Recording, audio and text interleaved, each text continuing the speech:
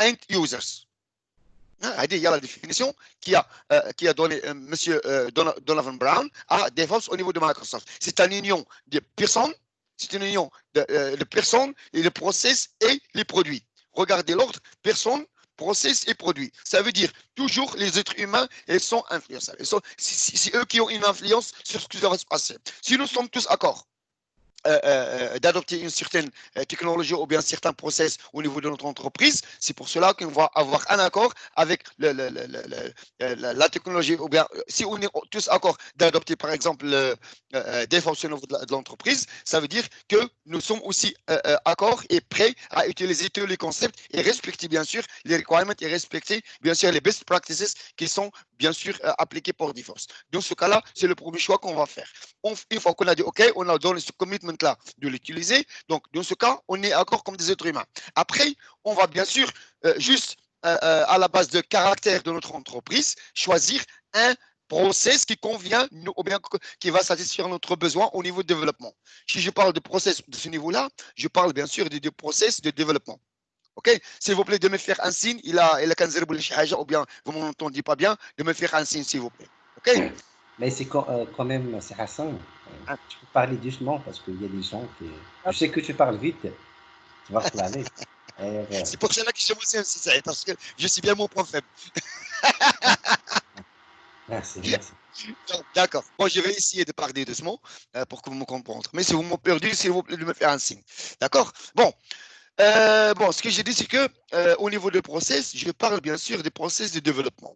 Et si je parle des process de développement, je parle bien sûr de process comme Agile, je parle de Scrum, je parle de Kanban, je parle de CMMI, je parle bien sûr de mon process customisé que je peux avoir au niveau de mon entreprise ou bien au niveau de notre entreprise. Ça veut dire que je prends une template, je vais la customiser pour bien satisfaire les besoins de nos équipes au niveau de l'entreprise. Tout ça, ce sont bien sûr les process qui doivent être utilisés pour juste avoir un support à partir de ces process-là, utilisant DevOps. Bon, ça c'est le deuxième choix. On a People, on a un accord comme des êtres humains d'appliquer DevOps. On a maintenant fait le choix pour un certain process, par exemple, disons Scrum, par exemple, pour appliquer DevOps. Maintenant, on va faire le troisième choix, c'est choisir un outil ou bien un produit qui va nous utiliser à, bien sûr, appliquer DevOps. Un outil qui supporte, bien sûr, le process qu'on a utilisé ou bien qu'on a choisi. OK? Donc, dans ce cas-là, c'est pour cela que Microsoft nous a offert, bien sûr, l'outil ou bien la technologie qui s'appelle Azure DevOps. Dans ce cas-là, on peut la utiliser bien sûr pour satisfaire notre besoin au niveau de notre projet ou bien l'implémentation de notre système. Donc, ça d'une part. Bon, si on parle de cette plateforme qui est Azure DevOps, cette plateforme-là, c'est quoi? Si on parle d'Azure DevOps, c'est un service qui est construit à la base de Azure Cloud. Si je parle de Microsoft Cloud, Microsoft Azure, donc Azure DevOps, c'est un service à la base de Azure Cloud. Il est aussi un service continu au niveau de Azure Cloud. Si vous avez une subscription sur Azure, vous pouvez bien sûr profiter de Azure DevOps Service qui est là-dedans à utiliser. On va l'avoir, Inch'Allah, de la démonstration pour juste vous donner une idée sur ça. OK? Mais après avoir fait le choix d'utiliser Azure DevOps, ça veut dire que je veux bien sûr structurer ou bien changer ma façon de travail ou bien la façon avec laquelle je gère les projets, la façon avec laquelle je fais le développement, la façon avec laquelle je fais le build, la façon avec laquelle je fais le déploiement, la façon avec laquelle je teste mon software. Donc, pour bien avoir le support de concept qu'on appelle from idea to production. À partir de l'idée jusqu'à production et vice-versa. Pourquoi vice-versa? Parce qu'il y a une intégration d'un côté et aussi il y a une traceability d'autre côté, de tous les éléments qui sont bien sûr inclus dans Azure DevOps. OK? Donc, de cette façon-là, on peut voir une traçabilité complète, par exemple, d'un certain système qui est à la base de Azure DevOps. Bon, juste pour faire une début avec ça, on va parler sur la partie de planning. La partie de planning, c'est la partie ce qu'on appelle Azure Boards. et chez Azure Boards là, et bien sûr au niveau de Azure DevOps. Mais avant avant de parler sur Azure DevOps, il faut juste créer un team projet à la base de Azure DevOps. Et ce team projet-là, il contient tous les éléments que je viens de parler, bien sûr, qui contient aussi Azure Boards comme une partie de planning qu'on peut utiliser au niveau de notre projet pour juste gérer notre projet ou bien faire l'administration de notre projet. OK. Donc, bon, avant d'utiliser cette partie-là, on a parlé d'un certain process. Donc, cette partie-là, bien sûr, elle va side by side, côté à côté, avec un certain process qui est utilisé. On a dit, supposons par exemple qu'on va utiliser Scrum ou bien Agile ou bien supposons Scrum par exemple. Donc dans ce cas-là, on veut générer un team projet à la base de Scrum template qui bien sûr va nous supporter à travers de notre projet pour utiliser les éléments de Scrum bien sûr au niveau de mon projet. Si j'ai dit les éléments de Scrum, ça veut dire que bien sûr, la création de projet, c'est déjà un. La deuxième, c'est que définir mon équipe. Et si je parle d'une équipe Scrum, je parle bien sûr d'une équipe qui contient des développeurs, qui contient avant développeurs, qui contient un product owner qui est le propriétaire de l'idée et qui va bien sûr supporter l'idée pour être implémenté. On a un Scrum Master qui va prendre toute charge de projet au niveau technique. On a des développeurs, on a des testeurs, on a des build masters et tout ça. Tout ça, je l'appelle DevOps Team. DevOps Team, tous les gens qui sont ces membres-là, ce sont tous ce qu'on appelle DevOps Team. OK?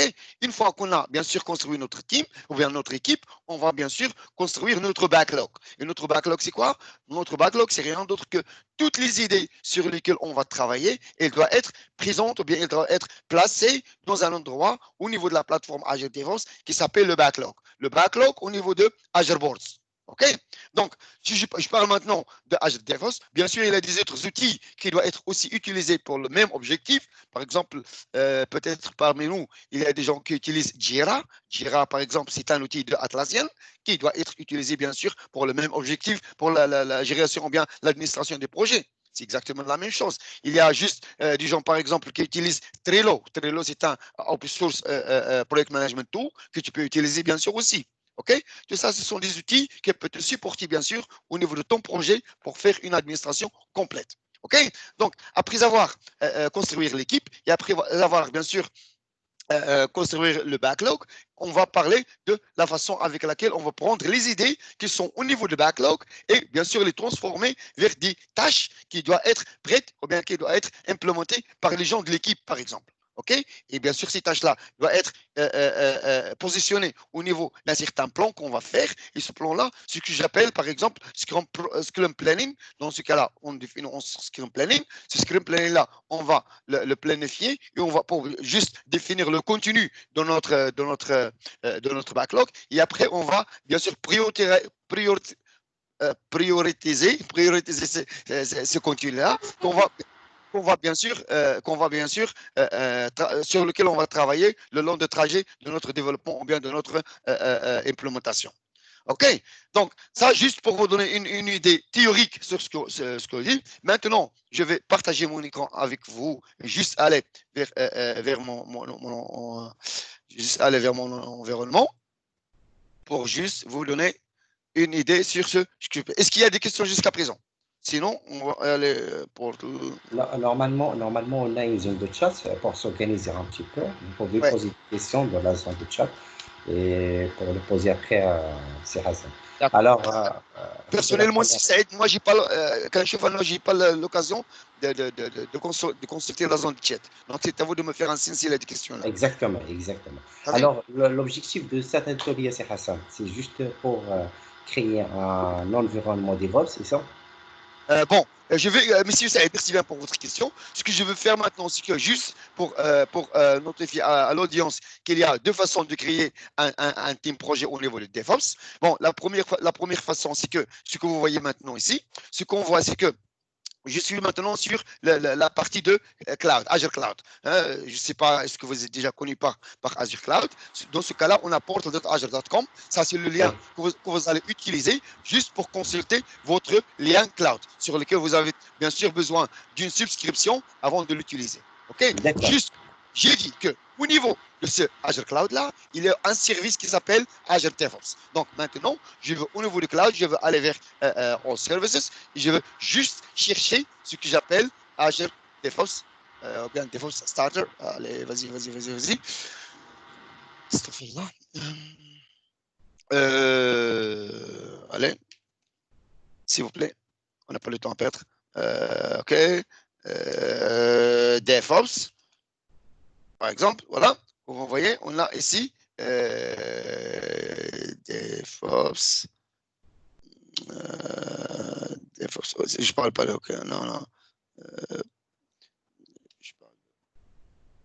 Voilà. DevOps Starter. DevOps Starter, c'est un endroit au niveau de au niveau de Azure Platform où je peux créer des projets Azure DevOps. OK? Maintenant, vous voyez ici, on a déjà un endroit sur lequel on peut créer une ressource qui est Azure DevOps au niveau de Azure Cloud. OK? Maintenant, juste, je veux créer un nouveau projet pour juste nous donner une idée au niveau de cette plateforme-là. Je veux créer un nouveau team projet et ce team projet-là que je veux créer, par exemple, il doit bien sûr me créer une template et une structure d'un certain projet sur lequel je veux faire toute l'administration et bien sûr déposer tous les éléments qui sont nécessaires pour faire l'hébergement de Azure DevOps Projet. Non, comme vous voyez, la plateforme Microsoft, il m'a dit la dernière fois que la plateforme elle est ouverte, elle est flexible, elle supporte bien sûr des différentes technologies. C'est vrai parce qu'on voit maintenant, elles ont déjà des templates qui sont prêts à utiliser ici, au niveau de la plateforme, sur lequel on peut faire un certain choix, bien sûr, pour générer un certain type de projet. Vous voyez, la technologie .NET, Node.js, PHP, Java, Static Web Sites, Python, Ruby, Go, C, et bien sûr, ce qui est intéressant, c'est votre code que vous avez ailleurs, que vous avez hébergé ailleurs. Vous pouvez même le prendre et construire, bien sûr, un team projet à la base de ce projet-là. OK? Ça, d'où le cas où vous générez un team projet à la base de Azure DevOps ou bien à la base de Azure Cloud. Bien sûr, je peux aller au niveau de OK, je peux aller au niveau de visualstudio.com.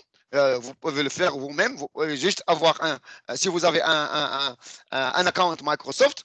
OK, merci beaucoup. Il y a un certain souci ici sur mon compte. D'accord. OK. Non, OK. Non, juste aller au niveau de visualstudio.com. Voilà. Si vous allez au niveau de visualstudio.com, vous allez voir qu'il y a la possibilité de créer un compte Microsoft. Et une fois que vous avez créé cet compte Microsoft-là, vous pouvez bien sûr générer le type de projet que vous voulez au niveau de la plateforme. OK? Ça, de cette façon-là, vous pouvez directement avoir accès vers la plateforme et générer le type de projet que vous voulez. OK? Donc, si vous voulez Get Start for Free, donc vous pouvez donc générer un certain projet DevOps à la base de GitHub Repository, par exemple. OK? Donc, mais maintenant, revenons sur la plateforme Azure. Bon, c'est à vous de faire un certain choix pour une application qu'on va prendre comme exemple dans cette démonstration-là. Donc, c'est à vous, si Saïd ou bien si Mohamed, donne-moi un certain exemple d'une application que vous voulez. Hassan, oui. Supposons qu'on a déjà un projet. OK, d'accord. Oui. Supposons que nous avons déjà un projet. Déjà un projet. Comment on peut donc, interfacer cette... D'accord.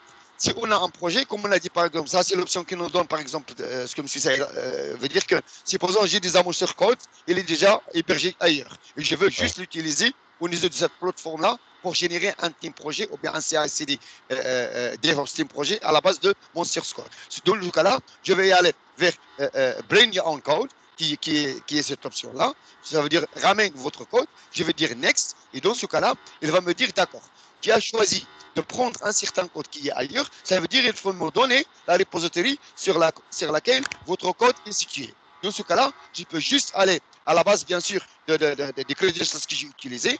Donc, je peux juste aller et avoir un lien ou bien une intégration avec GitHub. J'ai une intégration avec Bitbucket. J'ai une intégration avec les autres versions de Git. Tout ça, ce sont des interfaces, bien sûr, de repository qui sont déjà exposées à être utilisées avec la plateforme Azure durant la création d'un Azure Team Projet. OK?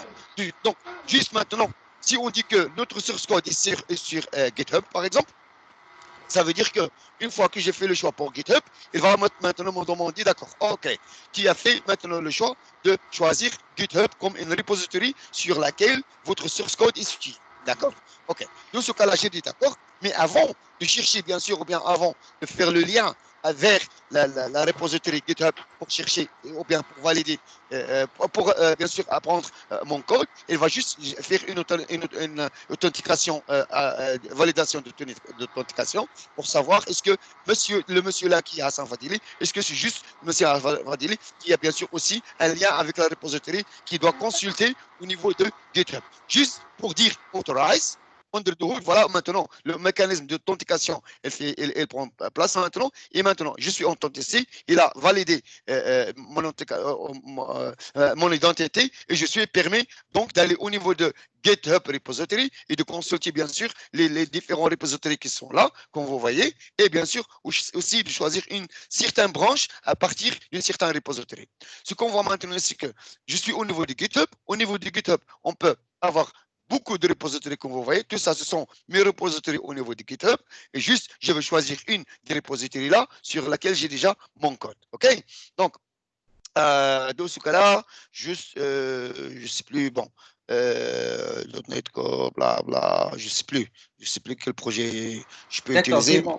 Bon, non, je vais choisir ce projet-là. J'ai un projet, par exemple, qui est à la base d'une certaine technologie et qui a comme objectif, par exemple, une application qu'on peut utiliser pour la réservation des hôtels et tout ça. Cette application-là, elle s'appelle Smart Hotel 360. OK? C'est une web application ou bien un website qui peut être utilisé pour ça. Donc, le code et tout ça, c'est une application qui est opérationnelle et tout ça. On peut l'utiliser, on va la voir après dans la démonstration.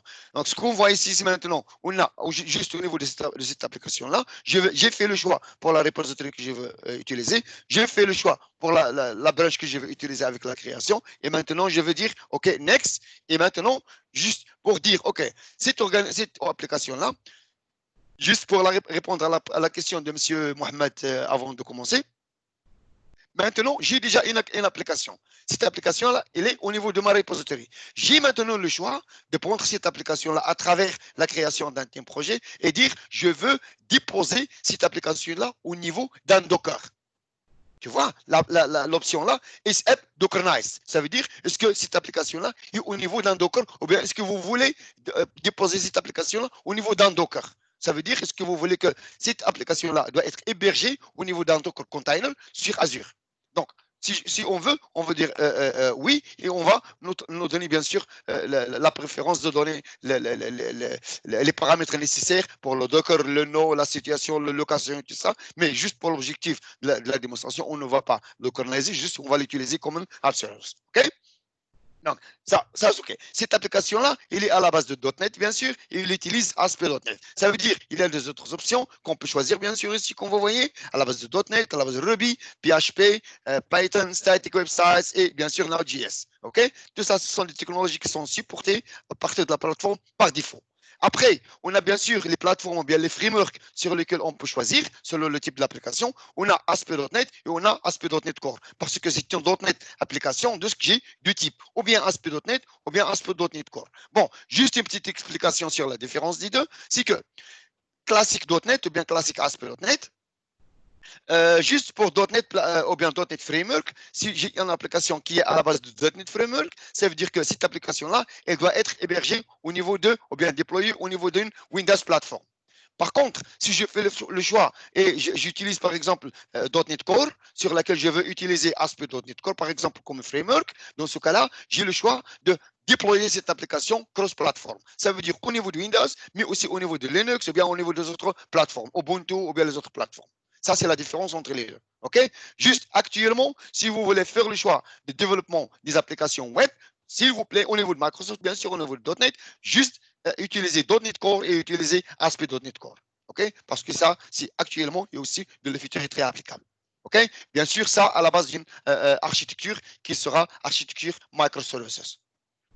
Voilà. Ça, juste pour mentionner les choix qui sont possibles ou bien qui sont déjà prêts à utiliser. OK. Maintenant, on a le choix pour l'application .NET et bien sûr, cette application-là, elle est à la base de ASP.NET Framework. Maintenant, je veux dire Next et maintenant, je veux donner le choix avec lequel on va déployer cette application. Cette application doit être déployée comme une Windows Web App au niveau de Azure, bien sûr. C'est Fully Managed Compute Platform on Windows for Web Applications and Websites. Donc, cette application-là, vers la fin, elle doit être déployée au niveau d'Azure comme une Windows Web App. OK? Pas au niveau d'un container, parce qu'on n'a pas choisi cette option, mais juste comme une Windows Web Application au niveau d'Azure. Après, je veux bien sûr juste donner Morocco, Microsoft,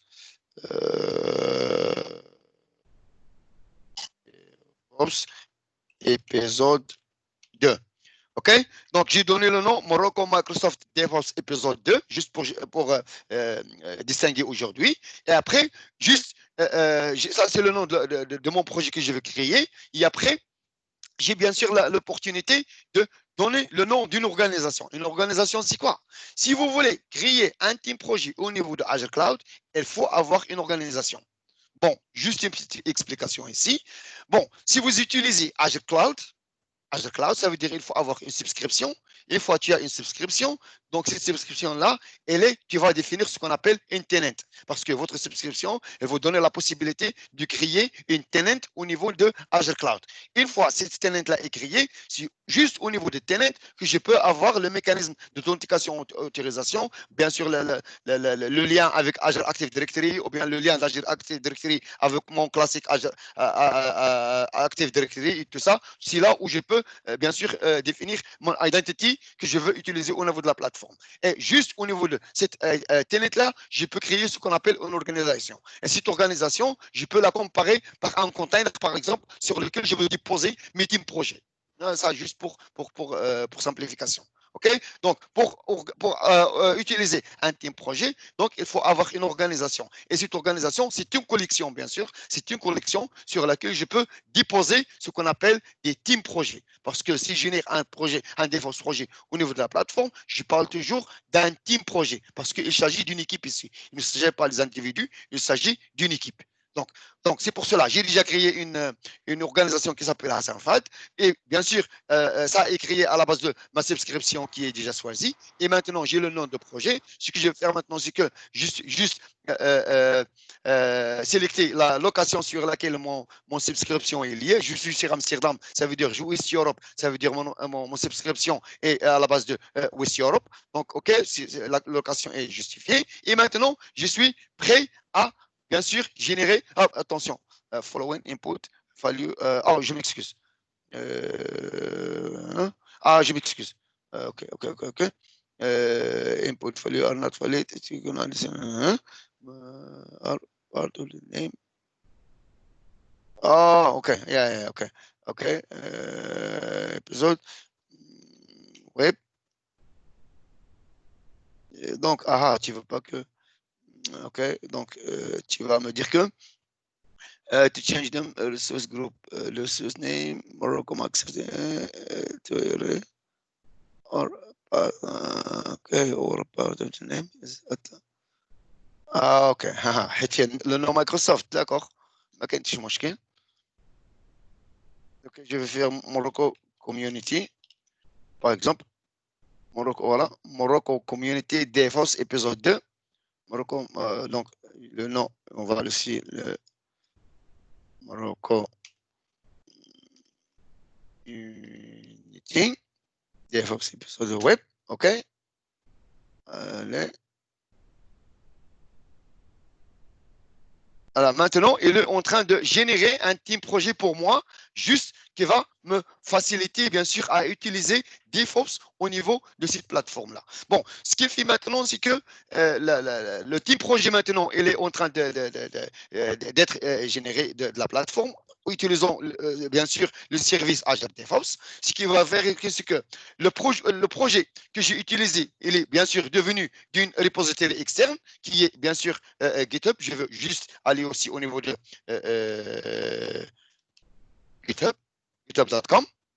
elle va me ramener directement vers mon lien de GitHub parce que je suis déjà authentisé, voilà, comme vous voyez. Et je veux utiliser, bien sûr, cette application-là. Ça, c'est l'application, c'est cette repository, Hassan Fat, Smart Hotel 367 website, c'est cette application que je veux utiliser. Vous voyez, c'est une application des hôtels que je peux juste utiliser pour la démonstration. Donc, dans ce cas-là, cette application-là, elle est déjà située au niveau de GitHub Repository, qui est juste hors de Azure Cloud, par exemple, qui est sur lequel on crée le projet. Maintenant, vous voyez que mon projet, il est créé.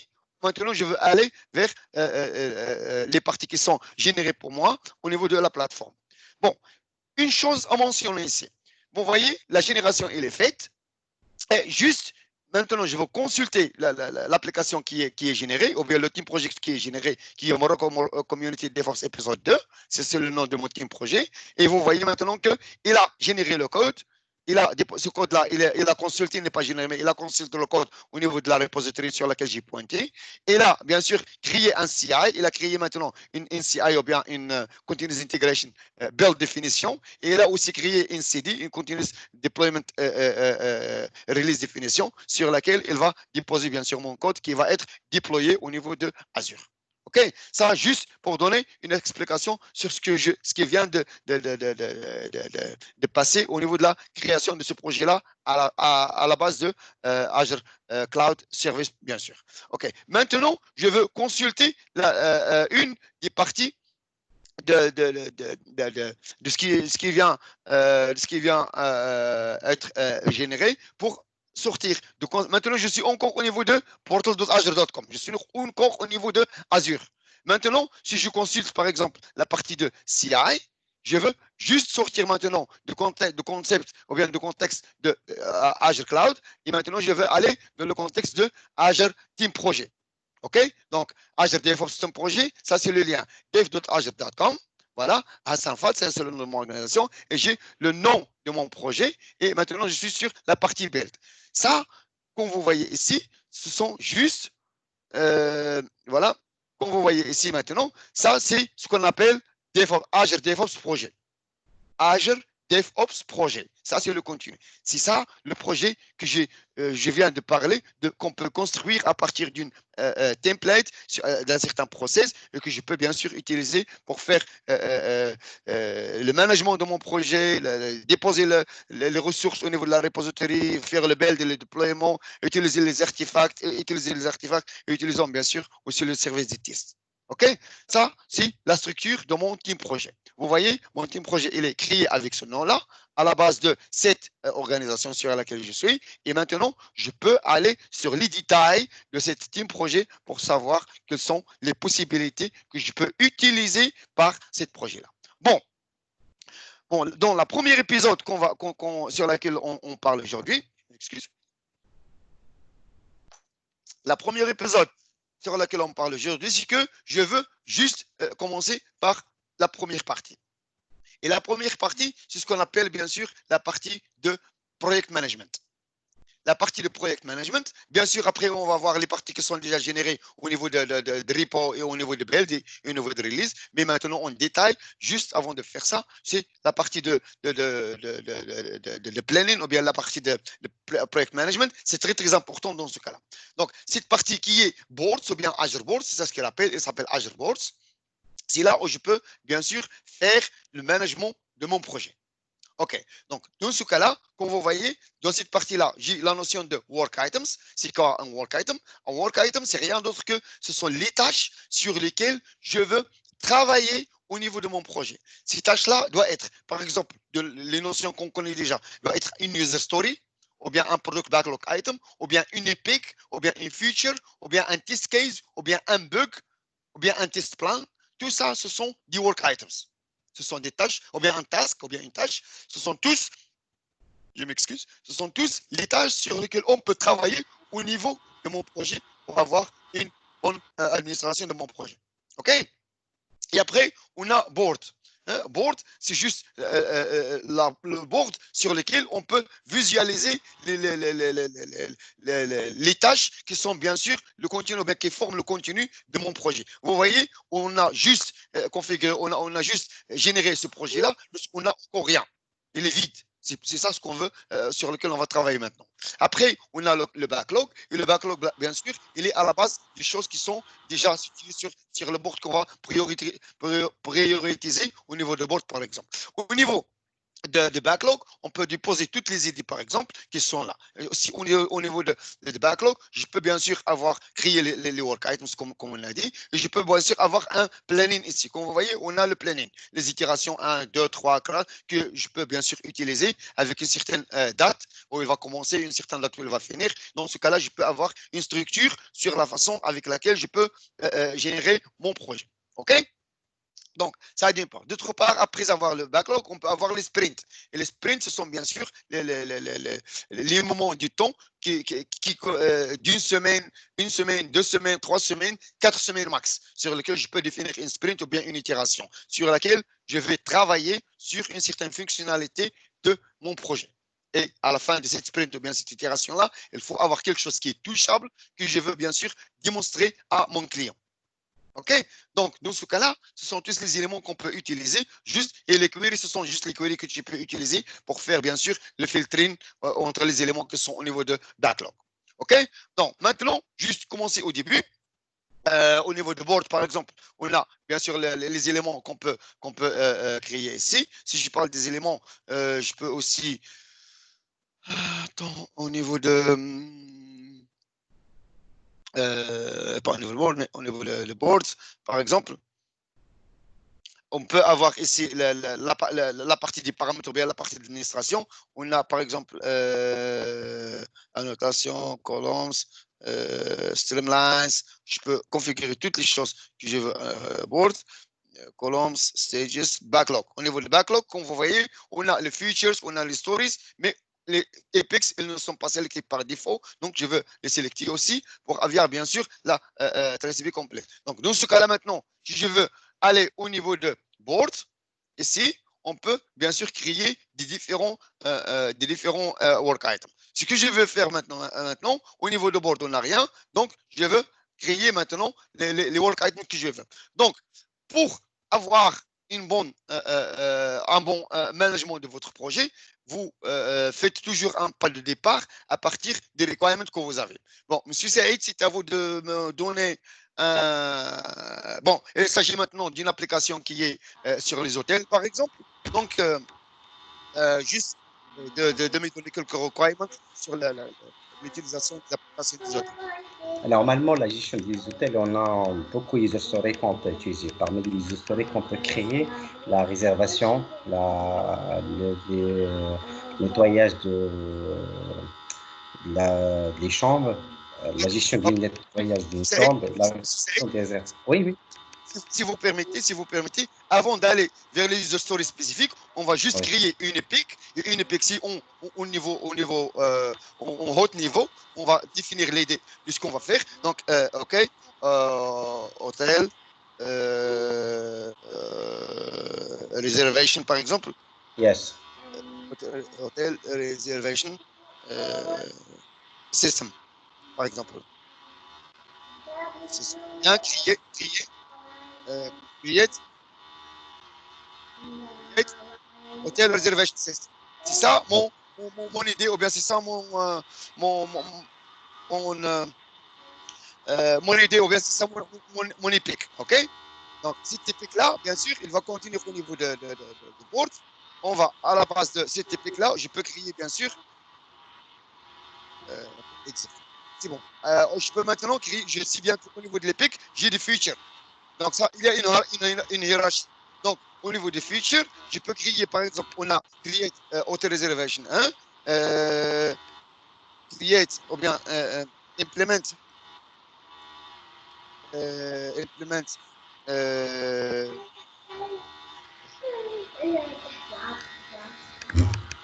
administration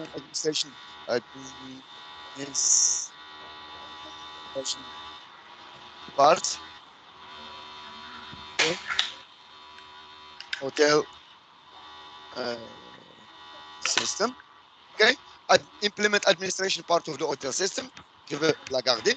Et après, je veux créer une deuxième qui est au niveau du work item, bien sûr.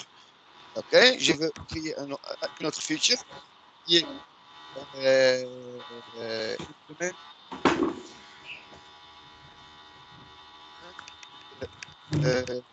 functional the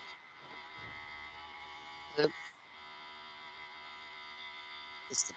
Maintenant, j'ai fait une functional part of the system. Maintenant, j'ai fait une distinction. J'ai mon EPIC qui est create hotel application. Maintenant, j'ai au niveau de l'EPIC, au niveau de la feature, j'ai du feature. Une pour la partie administration et l'autre pour la partie fonctionnelle. Hein, juste pour avoir une RH. Okay? Donc, vous voyez ici, voilà.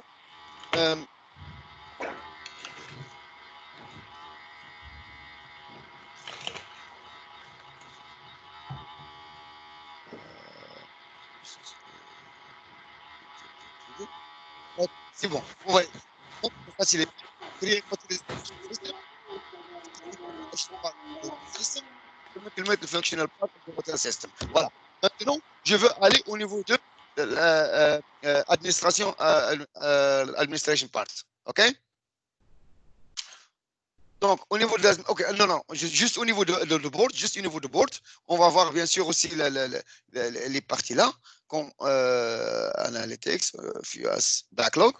Donc, au niveau de backlog maintenant, on va voir les parties qui sont qu'on vient de construire. Et maintenant, je veux créer FUS board. Ah, je m'excuse. Non, non, au niveau de, je m'excuse, au niveau de board. Voilà. Au niveau de port, maintenant, je peux bien sûr Apex qui est là. Vous voyez, on a une Apex qui est là. Cette Apex là maintenant, je peux créer une new item qui est une autre Apex. Si je veux créer une autre Apex, je peux le créer de ce niveau-là. Ou bien, je peux juste sélectionner feature. Au niveau du feature là, je peux voir maintenant les deux features que je viens de créer. Et je peux créer bien sûr une autre si je veux dans ce cas-là. Et au niveau de user story, par exemple, je peux avoir aussi des user story, créer des user story si je veux. Donc, tout ça, ce sont les éléments que je peux utiliser au niveau de board. OK? Donc maintenant, au niveau de sprint, bon, au niveau de sprint, on peut avoir le backlog et le backlog là. Donc, ici, au niveau de cette sprint-là, je peux avoir mon itération. Cette itération-là, c'est ma première itération. Maintenant, je peux la configurer. Itération 1, par exemple, sur laquelle je peux dire, OK, ça c'est itération 1. Et je peux maintenant dire que, OK, maintenant, cette itération-là, elle va commencer aujourd'hui. C'est le 30 juin. Et elle va terminer, par exemple, la semaine prochaine, le 7 juillet. OK? Donc, safe. De cette façon-là, j'ai maintenant une itération de 6 jours, OK, sur laquelle je vais travailler. Et bien sûr, attention, sur laquelle je veux travailler. Et bien sûr, le contenu de mon backlog, il va me donner après un certain flow ou bien un certain graphique ici qui s'appelle le burn down chart, qui va bien sûr symboliser le contenu des data qui est sur mon backlog, OK, sur lequel je veux travailler.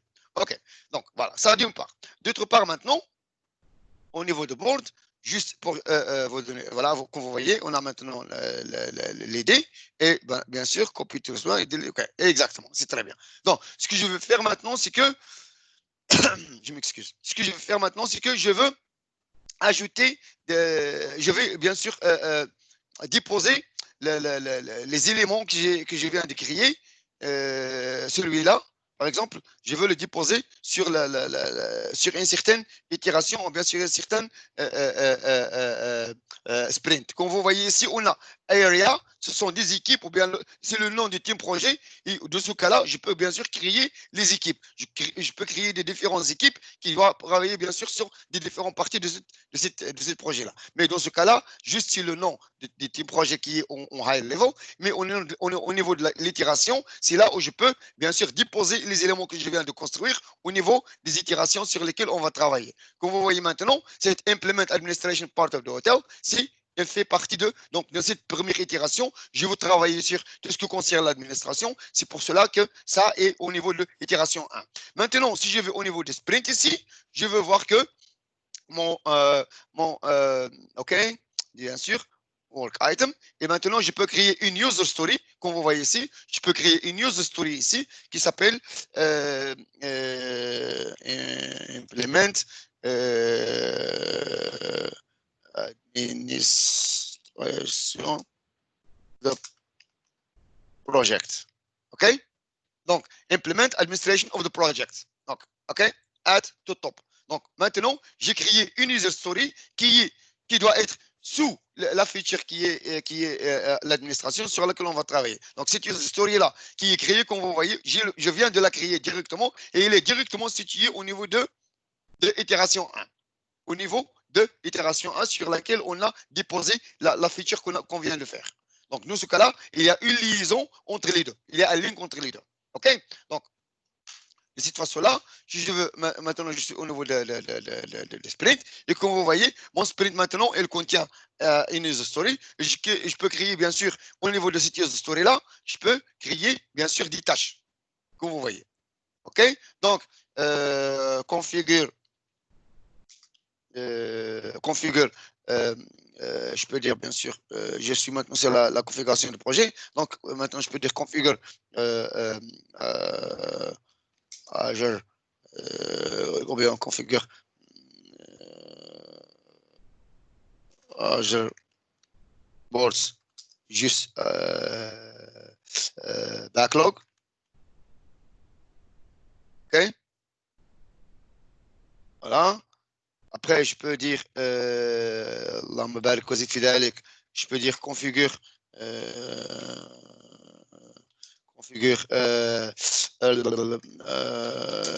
DevOps, juste la partie sprint. OK? Voilà.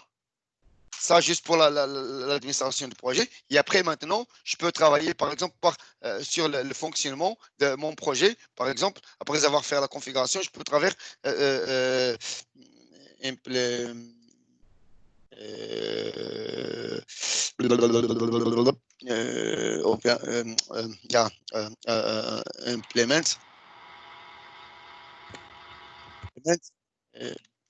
planning for hotel system.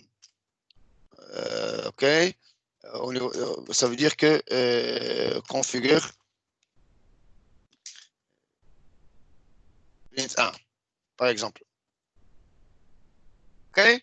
Donc, ça, ce sont 10 tâches qui sont sous l'user story. OK. Maintenant, si je vais au niveau de backlog, on va voir bien sûr les éléments qui sont déjà là, comme vous voyez. Maintenant, au niveau de cette backlog-là, je vois qu'il y a une user story qui contient 3 tâches.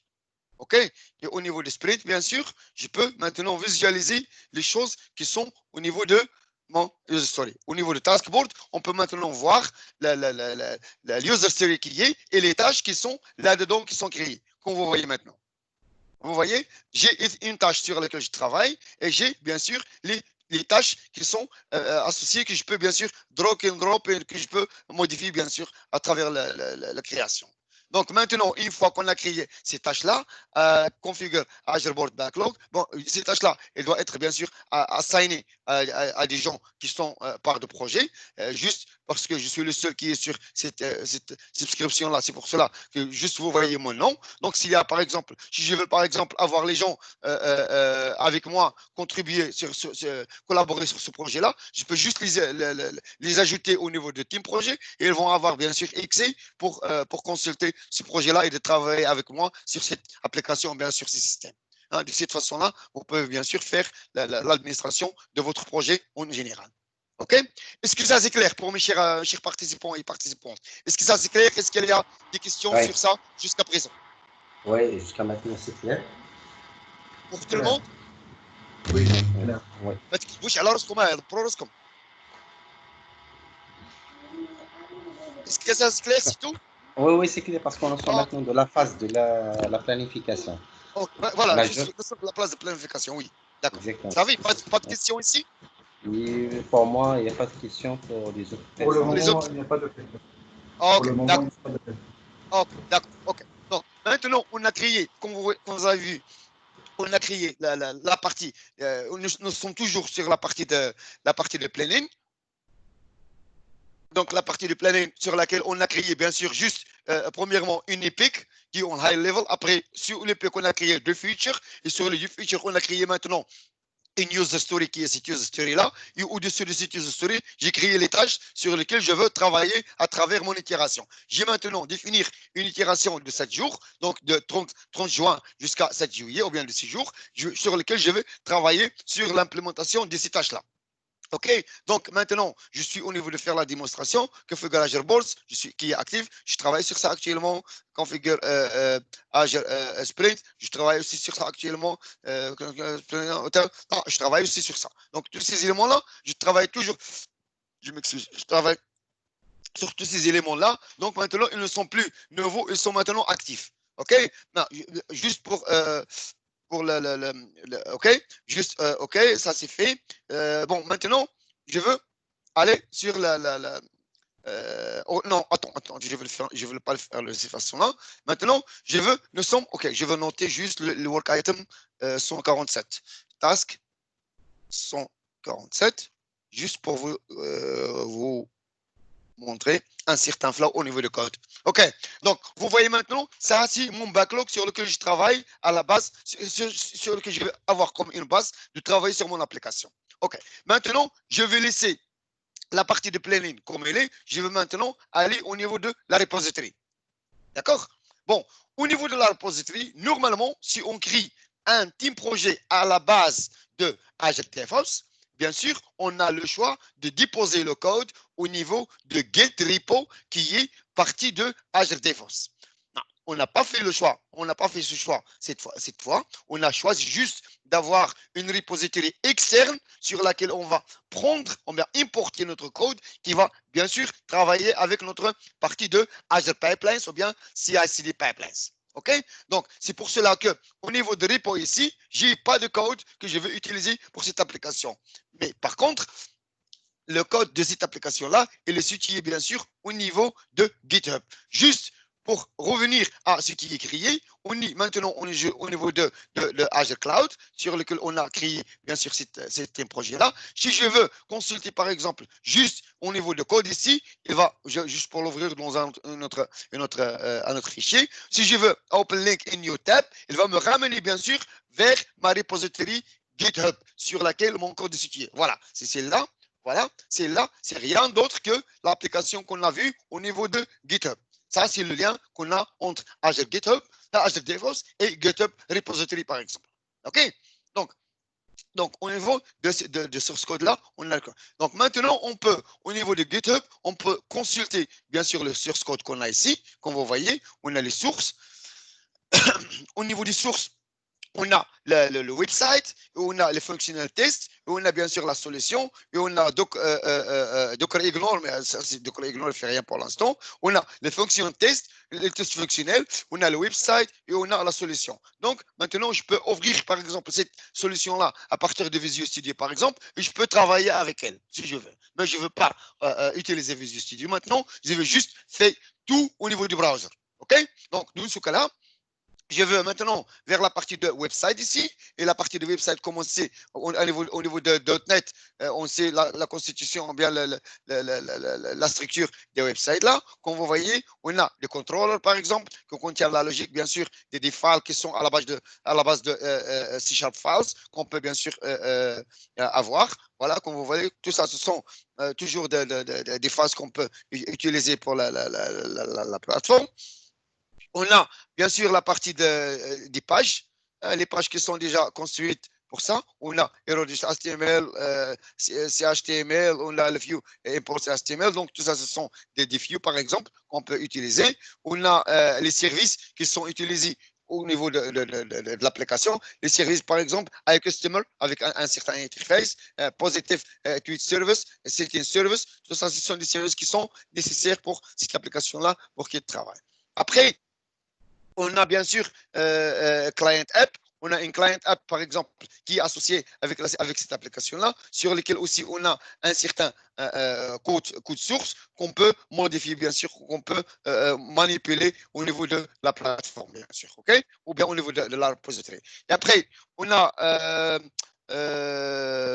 VVroot. Au niveau de VVroot, c'est là où j'ai au niveau de route, c'est là où j'ai les configurations file et tout ça, les assets, les libraries qui sont assets par exemple, assets qui sont utilisés, les fonts, les icons, les images qui sont tous utilisés ici, elles sont au niveau de la plateforme. Les images par exemple ici, je peux dire que, OK, maintenant j'ai les images, je peux juste dire que au niveau à ce niveau-là, je peux juste avoir, par exemple, faire une modification ou bien ajouter des choses. Dans ce cas-là, je peux faire un pull request, par exemple. Bon, OK. Add file, par exemple, maintenant, ce que je veux faire, c'est que, add file. Maintenant, je veux ajouter un certain file à cette repository-là. Je veux aller maintenant au niveau de ma machine et dire ajouter un certain file, choose your file. OK, maintenant je vais choisir un certain file au niveau de ma machine que je veux ajouter à cette repository-là. Juste. Où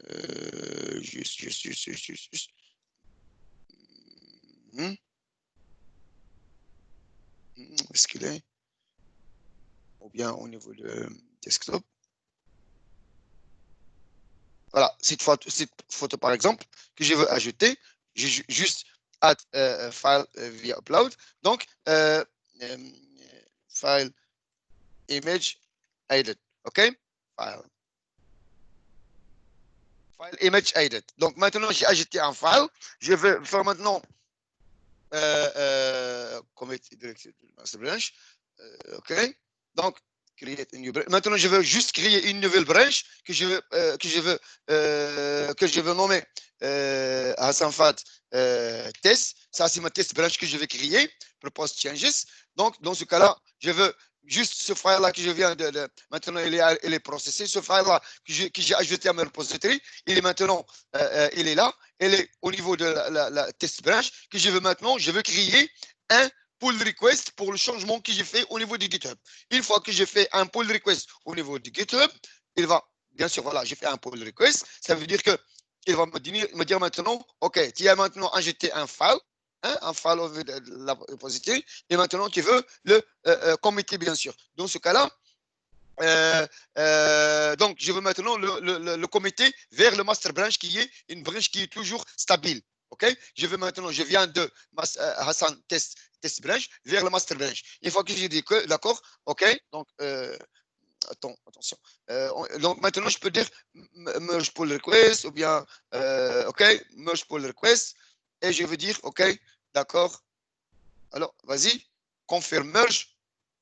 Et après, mon pull request est fait. Et voilà. Donc maintenant, mon pull request il est émergé et maintenant, je suis prêt à aller. Ce qui arrive maintenant, c'est que, comme vous voyez maintenant, pull request successfully merged and closed. Donc ce pull request-là, il est maintenant elle est maintenant mergée vers ma master branch. Bon, juste, je suis très très stupide parce que j'ai juste oublié d'associer la tâche sur laquelle je travaille avec le pull request, mais on peut le faire en poursuite après. OK? Donc, voilà, maintenant, vous voyez, au niveau de la repository, j'ai ajouté un file qui est un file image à la repository. À la base de ça, j'ai choisi d'utiliser le concept de pull request pour juste pousser le changement que j'ai fait au niveau de la repository vers le master branch. OK? Maintenant, la commit, il est fait et parce que ce projet-là, il est à la base de Azure DevOps création, donc maintenant aussi, il a démarré ou bien il a initialisé un build pour moi. Si on voit au niveau de Azure DevOps, par exemple, maintenant, au niveau de pipelines ici, on va voir qu'il y a un build qui est en état d'exécution. Vous voyez maintenant, il y a maintenant un build qui est en état d'exécution comme résultat de ma commit que je viens de faire au niveau de la repository GitHub. Ça veut dire maintenant il y a une liaison entre la GitHub repository qui est externe et le fonctionnement de Azure Pipelines qui est au niveau de Azure DevOps. Est-ce que ça c'est compris? Est-ce que ça c'est clair? Chers participants et participantes, est-ce que je suis clair؟ واش فهمتوا شنو درت؟ ما كنسمع والو. Oui, je pense que moi j'ai compris en fait, la liaison entre Azure DevOps et GitHub. Ouais. J'ai pris un peu de route, mais ça va. C'est ce qu'on veut. Donc, OK. Maintenant, cette tâche-là est en état d'exécution. Donc, on va attendre ce qu'il va faire et après, on va analyser. Donc, ce que je veux faire maintenant, c'est que je veux faire un certain pas vers le pipeline qui est déjà créé pour voilà.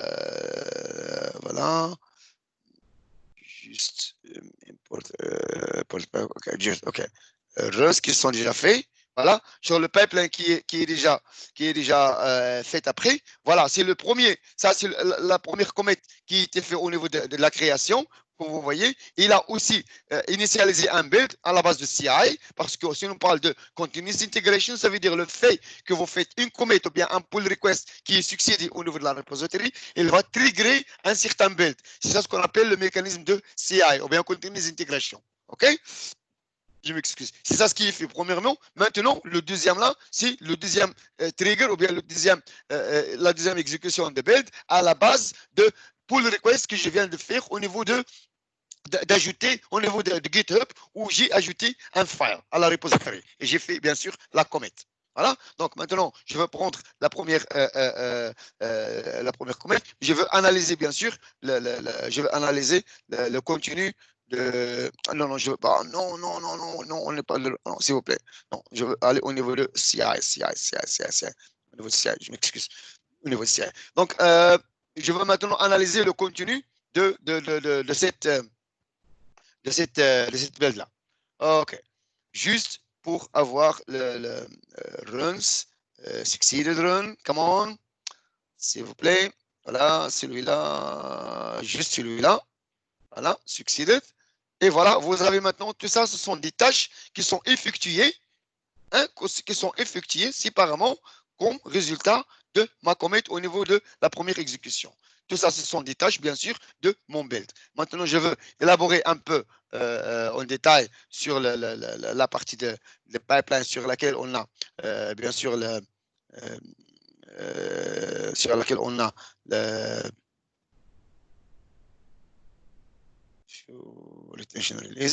voilà, edit. Maintenant, je vais au niveau de la définition, je peux juste dire edit pour avoir le contenu de cette belle définition-là qui contient bien sûr les tâches qui sont responsables pour le build de cette application. Comme vous voyez, c'est une application web qu'on a utilisée, l'application de tel. Voilà, maintenant vous voyez, c'est une application web. On a parlé juste tout à l'heure sur l'Artifacts. Ça, Artifacts maintenant, il va faire quelque chose avec Nugget de Hood pour avoir la compatibilité et utiliser la dernière version de Nugget par exemple. Il va bien sûr builder l'application tant qu'il est une .NET application. Donc dans ce cas-là, il va donc pour former ce qu'on appelle build solution. Et après, on a les tests fonctionnels qu'on vous avez vu au niveau de la solution. Donc aussi, si tout cela, il doit être build et exécuté. Et bien sûr, il doit déposer bien sûr le contenu de build comme un zip ou bien un package vers la fin sur une certaine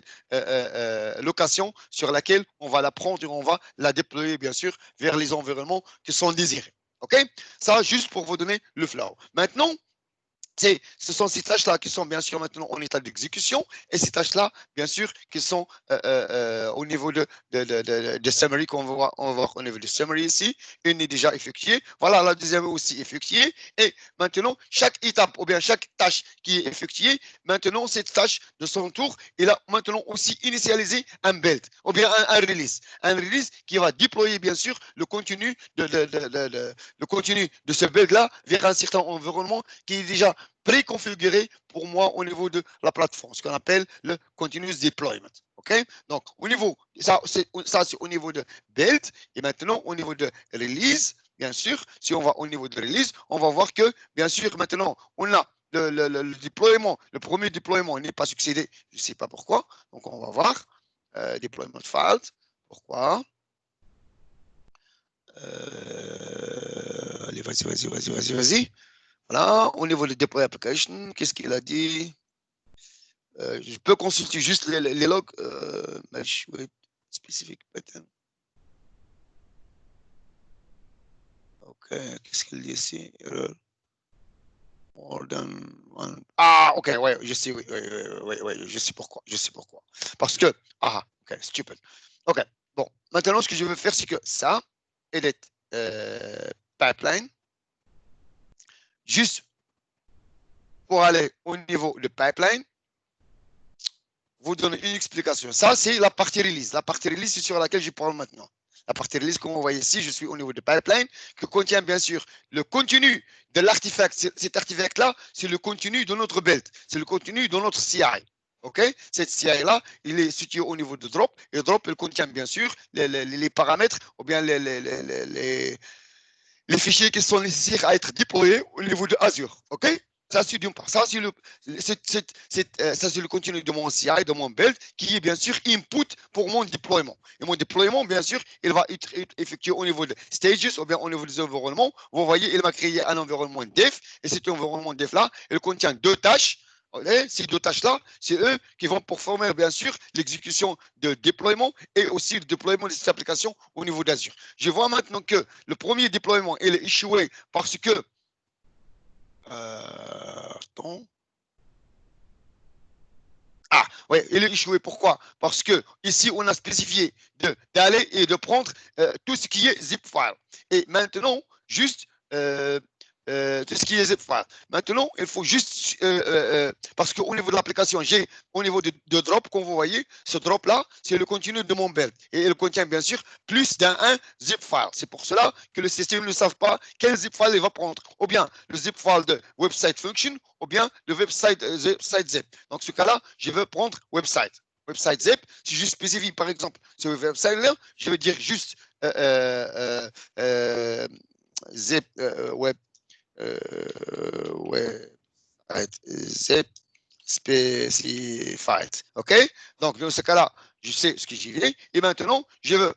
Maintenant, ce que je veux faire, c'est que je veux créer, parce que le deuxième aussi va échouer, parce que le contenu de la configuration était le même. Maintenant, je veux exécuter un troisième release, maintenant à la base de dev, bien sûr, parce que je n'ai qu'un environnement, où je veux dire que, OK, d'accord, crée-moi un release. Une fois que le release est créé, maintenant, je suis prêt à déployer, bien sûr, ces releases-là qu'on vous voyez, à déployer. Donc, maintenant, je veux déployer ces releases-là, qui est, voilà, comme vous voyez, le deuxième est aussi échoué, le deuxième est encore en cours, mais le troisième que je veux déployer, bien sûr, ici, maintenant. Là. Donc, je veux dire deploy, et il est maintenant in progress. Comme vous voyez, il est in progress, et on va juste suivre les étapes qui doivent être faites, bien sûr, pour le déploiement de cette release-là au niveau de dev environnement sur Azure. Et une fois elle est déployée là, on va voir bien sûr le contenu de ce déploiement au niveau d'Azure qui va nous justifier le fonctionnement de notre application sur laquelle on a travaillé à travers CI/CD Pipelines, ou bien à travers DevOps, ou bien Azure DevOps. OK? D'accord, c'est Hassan, supposons qu'on a déjà un espace de déploiement. Comme quoi? Comment, par exemple, un espace de déploiement soit sur Azure, ou bien sur la partie, bien sur une machine virtuelle que je trouve au niveau d'Azure. Oui. Comment on peut changer ici l'emplacement de déploiement? OK, d'accord. OK. Bon, d'accord. Attends, si ça que ça. OK, ce que je vais faire, je vais aller sur un autre fichier. Bon, mais si Saïd, tu me demandes maintenant, c'est que juste, si on a juste, supposons on a déjà celui-là aussi, il ne pas être exécuté. C'est bien, d'accord. Donc, OK. Maintenant, au niveau de la question, c'est que supposons on a déjà un endroit de déploiement et je veux juste déployer vers cet endroit-là. Hein? Exactement. Oui. Donc, maintenant, ce que je veux dire, par exemple, au niveau de Windows Platform, donc, dans ce cas-là, je peux utiliser ce qu'on appelle Azure PowerShell.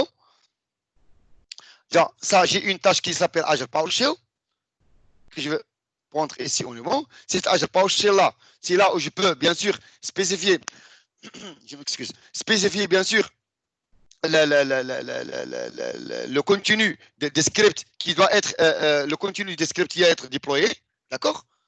Qui va être déployé ici, par exemple, le drop, par exemple, je peux spécifier le drop. Et ici, je peux juste donner, par exemple, ce qu'on appelle un script de déploiement. Moi-même, le contenu de votre build. Le contenu de votre build. OK? Juste le prenez et de dire que, par exemple, machine name. OK? Machine name. Machine name. Machine name. Ça, machine name et maintenant, machine name. Ça, machine name pour moi maintenant, c'est ça, c'est une variable. D'accord? Ça, c'est un argument qui est nécessaire pour le deployment. D'accord? Dans ce cas-là, la machine name a dit, je veux la prendre, je vais aller au niveau des variables ici. Je veux bien sûr ajouter la variable ici, qui est machine name. Et là, je peux donner le nom de la machine. Blabla, HTTPS, blablabla, blablabla, blablabla. Où est-ce qu'il est? Ou bien le nom de la machine, même si vous la connaissez. Et pour la partie l'authentification, supposons qu'on utilise un serveur FTP. OK, d'accord. OK. Donc, attends. Supposons ça, c'est la machine name. OK? Oui. Donc, après la partie d'authentification, c'est ça ce que vous dites. OK, d'accord. Donc, je vais revenir au niveau des tasks. Et je vais, par exemple, ce que je propose au niveau de subscription, ce que je propose au niveau de la plateforme Azure, c'est que, ce que je propose au niveau de l'Azure, c'est que juste some settings need to be filled. Preferred Azure PowerShell version latest. Juste utiliser la dernière version de PowerShell. OK, ça c'est fait. Bon, je veux juste. Non, c'est pas encore. Donc, ça c'est premièrement. Tu dis maintenant la partie d'identification. Donc, la partie d'authentification, ce que je veux vous dire au niveau d'Azure, si vous voulez faire un certain déploiement au niveau d'Azure en comparaison avec CI/CD Pipelines, c'est que d'utiliser le concept de Key Vault. Le Key Vault, c'est un service au niveau d'Azure que vous pouvez utiliser pour bien sûr stocker les secrets. Les secrets, ce sont quoi? Ce sont les certificats, les username, password, les tokens et tout ça, ce qui est au niveau de sécurité, c'est ce qu'on appelle les secrets. Et ces secrets-là doivent être bien sûr déployés au niveau de Key Vault. Et le Key Vault, c'est quelque chose qu'on crée au niveau de la plateforme Azure et qu'on peut consommer bien sûr au niveau de Azure Pipelines. Juste pour un certain exemple. Ou bien juste revenons à notre mouton que Kangolo. Je suis au niveau de la plateforme Azure. Je vais juste aller au niveau de la plateforme Azure ici. J'ai ce qu'on appelle, OK, juste chercher sur Key Vault. Voilà, Key Vault. Voilà, le Key Vault là, vous pouvez créer un Key Vault au niveau d'Azure. Vous voyez, j'ai déjà créé beaucoup, aussi pour les trainings et tout ça. Donc, juste pour, voilà, juste prendre le Key Vault que j'ai déjà ici, Key Vault démo, blablabla, qui a, au niveau de ce Key Vault là, j'ai déjà sorti les secrets que vous voyez, un username et un password. Vous voyez, voilà, username, c'est là. Ça, c'est mon username. Voilà, comme vous voyez, ça, c'est mon username que je peux bien sûr consulter avec un certain nom qui est caché ici. Et juste au niveau de cette secret aussi, j'ai un certain password, voilà, que j'ai ici et que je peux bien sûr consulter et avoir les détails. Dans ce cas-là, je peux aussi consulter la valeur de l'oiseau, ça c'est donc ça, et voilà, je peux les déposer au niveau de Key Vault. Juste les gens qui ont accès vers ça qui vont les avoir, c'est tout. Et tu ne vas pas, bien sûr, faire rien avec les valeurs de ton authentification ou bien les configurations de ton authentification au niveau de ton code, quelque chose comme ça. Juste utiliser au niveau de la plateforme Azure et tu peux le faire. Juste maintenant, vous voyez, ça c'est le nom de Key Vault. Je suis intéressé. Je suis intéressé de ce nom-là, qu'on appelle Key Vault. Maintenant, je vais revenir au niveau de mon. OK. Maintenant, je vais revenir au niveau de. Je suis maintenant au niveau de release, parce que c'est là où je veux faire le déploiement. Parce que je veux faire juste la même chose que j'avais fait, c'est que je veux dire Key Vault. Voilà. Azure Key Vault, c'est aussi déjà, c'est une tâche que tu peux utiliser, bien sûr, qui est déjà là. Donc, Key Vault, c'est le premièrement parce que je veux pour être authentifié avant de faire quelque chose. Donc, le Key Vault là, elle est là. La subscription qu'on va utiliser, c'est juste mon subscription qui est liée à ma subscription. Autorisé. Autorisé. Pourquoi? OK. Pourquoi pas? Hey. اطلق.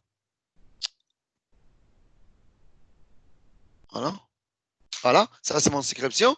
Et après le Key Vault. Le Key Vault, c'est tout ça. Maintenant, je veux avoir les Key Vault qui sont disponibles pour moi. Si les Key Vault là, ils sont maintenant venus de la plateforme Azure. Voilà, vous voyez, AZ400, c'est celui-là, c'est le Key Vault qu'on voit maintenant ici au niveau d'Azure. Je suis au niveau d'Azure, mais même au niveau de Azure DevOps, j'ai maintenant, j'ai maintenant accès vers le Key Vault qui est là. Et ce Key Vault là, il contient bien sûr les paramètres sur lesquels j'en ai besoin.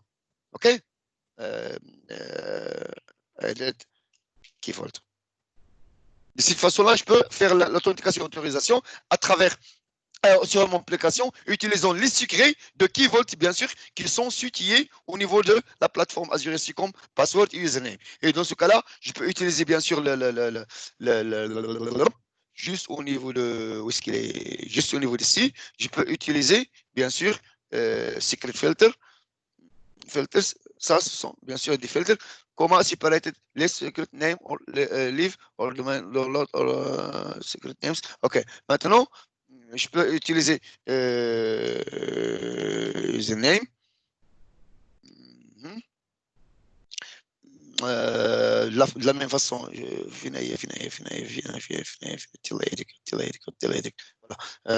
juste username. Et aussi, comment separated et password. Juste pour justifier. Username et password. Voilà, ça, ce sont des noms que je peux utiliser ici. Username et password. OK? Ça, ce sont des paramètres que je peux utiliser maintenant. Je peux prendre username et je veux, au niveau des variables ici, je peux déposer username et le donner ou bien, attends, non, c'est ce que je fais, c'est ce que username. Maintenant, je peux déposer username ici. Parce que ce username-là, c'est ce qui est au niveau de la plateforme. OK? Username, non, comme il est. Je veux username. OK? Donc, au niveau de les tasks ici, je vais changer juste username et password. Ou bien PVD, juste pour ne pas vous confuser. Password, PVD, password ici, que je veux bien sûr ici, que vous vais utiliser ici.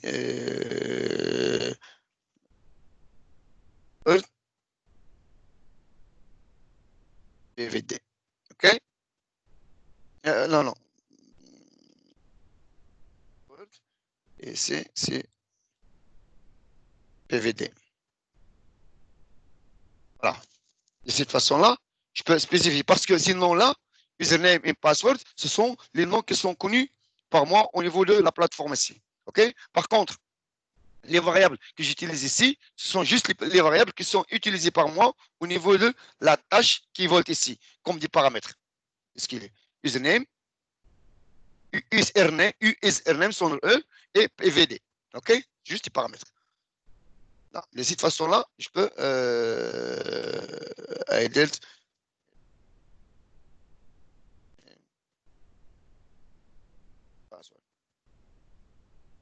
OK, au niveau là. De cette façon-là, je peux juste consulter mon application et utiliser bien sûr le mécanisme d'authentification autorisation. Ça, juste pour utiliser les tâches qui sont là. Bien sûr, si on parle des tâches ou bien des extensions, tout ça, il s'appelle des tâches ou des extensions. Ils sont nombreux. Ici, ils sont tous, mais maintenant, ils sont catégorisés au niveau des builds. Tout ça, ce sont des extensions que je peux utiliser directement. Que ce soit Microsoft, que ce soit au niveau des utilités, il y en a nombreux aussi. Au niveau des tests, au niveau des packages, au niveau des deployments, des outils, et aussi, bien sûr, on peut consulter le marketplace sur lequel on a une centaine des extensions qu'on peut utiliser pour des différents objectifs, bien sûr. OK, au niveau de CI/CD pipelines.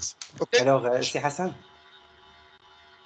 Oui, regarde. Allô, oui. Il reste 5 minutes, d'accord. Tu veux juste aller vers mais quand même, ah oui, mais, mais quand même, on a un troisième épisode pour la semaine prochaine. Bien sûr.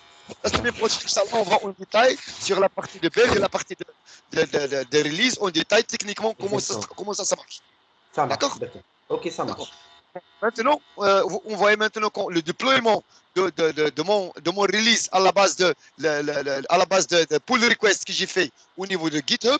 J'ai fait un pull request au niveau de GitHub. Il m'a triggeré un CI ou bien un build. Ce build-là, il est succédé. Et ce build, de son tour, il m'a exécuté un CD ou bien un release. Et ce release-là, il est succédé. Il est succédé. Ça veut dire maintenant, on va consulter juste le release qui est succédé.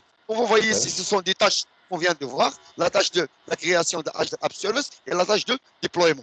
Maintenant, on a dit que l'objectif de cette CD, c'est de déployer cette application-là au niveau d'Azure vers un certain Windows VM. Ça, Common Windows Web App. Ça, c'est ce qu'on veut. Donc maintenant, je veux consulter le lien ou bien la tâche de déploiement. J'ai bien sûr toujours à la fin, j'ai un certain URL sur laquelle notre application est hébergée au niveau de Azure. Donc, juste aller prendre ce lien-là. Voilà. Voilà. Ce lien-là, je vais le prendre. Et maintenant, je vais juste coller ce lien-là. S'il n'y a pas de lien. Ça, c'est le nom de notre application qu'on a créée au niveau d'Azure, au niveau de projet, jusqu'ici. Et ça, c'est le lien de Azure comme hébergement. C'est tout. Maintenant, si je vais là, je veux bien sûr avoir accès vers notre application, Hotel Application, qui est déployée sur Azure, sur une virtuelle, sur une machine, au niveau de Azure Platform, comme un Windows App Website. Windows App Website. OK? Donc, il est maintenant en état de consulter bien sûr l'application au niveau d'Azure. Et après, si tout va bien, on va voir dans un instant notre application Smart Hotel 350 qui est hébergée au niveau d'Azure, qui doit être utilisée à partir de là, bien sûr. Oui, voilà. Une question? Non, pour le moment, il n'y a pas de questions. Sauf. Je me question même, est-ce que ça s'est compris par question? Parce que vous voyez maintenant, on est presque à. On va voir, dans un moment, on va avoir le contenu de notre application si tout est bien passé.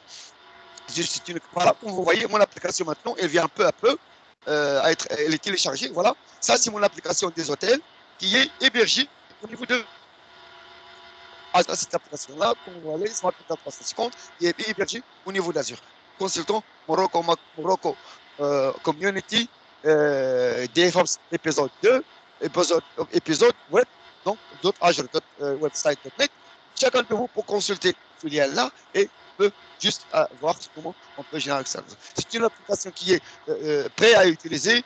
Juste, vous pouvez bien sûr consulter, vous pouvez bien sûr implémenter le login, vous pouvez consulter la conférence room par exemple, vous pouvez chercher sur les paramètres et tout ça. Sur cette application, vous pouvez faire n'importe quelle chose. Ça, c'est juste pour vous donner, on a maintenant une application qui est bien sûr choisie comme une template qui est déjà prête à utiliser à partir de la création d'un Azure DevOps projet par exemple au niveau de Azure Cloud, sur laquelle on a vu la partie planning en détail. On a vu bien sûr la partie de CI qui est générée avec le contenu de CI/CD, et aussi on a vu la partie de CD qui est générée sur laquelle on a facilité le déploiement vers la plateforme Azure, comme on va aussi pour juste vers la fin avoir cet résultat qui est l'hébergement de web application au niveau de Azure Cloud Platform. Voilà. Ok, d'accord, merci, c'est Hassan pour cette présentation. C'est une présentation intéressante et très riche. Alors, pour les modules qui restent, on va en animer la semaine prochaine, toujours dans la même heure et le même jour, le mardi prochain à 19h. Inch'Allah, on va commencer pour la troisième épisode. C'est ça, c'est Hassan. Oui, la troisième épisode, Inch'Allah, ça va être sur, maintenant on a vu un tour général, et après Oui. on a spécifiquement parlé sur la partie de planning, la partie de Azure Boards. La prochaine fois, Inch'Allah, je veux faire juste un petit pas sur la partie de repo, et après je vais détailler sur la partie de Azure Pipelines, qui est la partie de build et la partie de deployment. Aussi, utilisons Azure DevOps, et aussi une comparaison avec ça, utilisons GitHub Actions. D'accord, ça marche. Merci beaucoup. Merci. Non, pas de souci. À votre disposition. Merci beaucoup pour votre attention. Merci pour être entre nous ce soir. Bonne soirée et à très bientôt. Salam Inch'Allah. alaikum. Merci beaucoup. Merci. À vous. Merci beaucoup. Merci beaucoup. Wa alaykoum salam wa rahmatullahi wa barakatuh.